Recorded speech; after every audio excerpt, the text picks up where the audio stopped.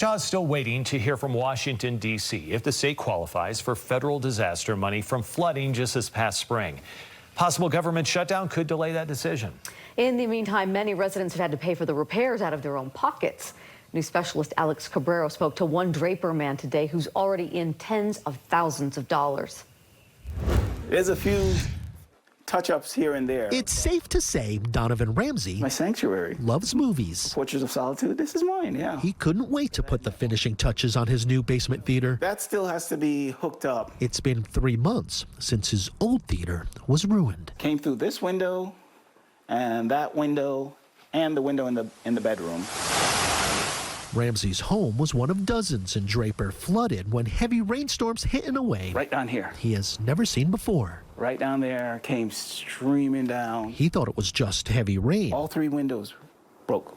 until his Wi-Fi stopped working and he went downstairs to check his router. I was on this step, and then all of a sudden I kept on going up, and the water got up to this step. It was hours before the water stopped flowing. It was all the way up to here. Even less time before his insurance company told him he was on his own. That same day, they emailed me denying my claim.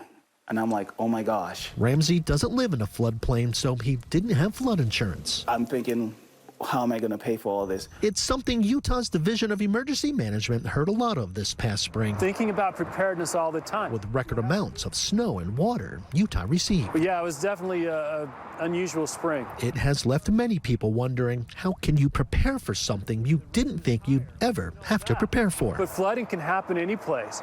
If it rains, it can flood, is the saying that we use. Even with sandbags, pumps, and a plan, In this situation, preparedness does not necessarily mean prevention.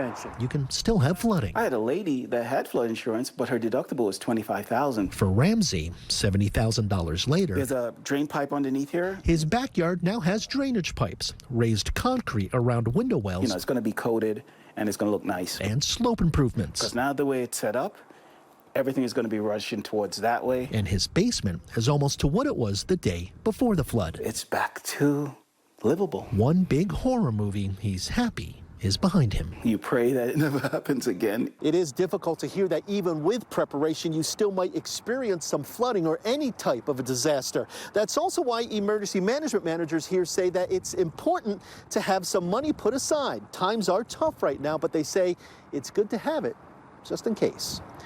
Alex Cabrero, KSL 5 News.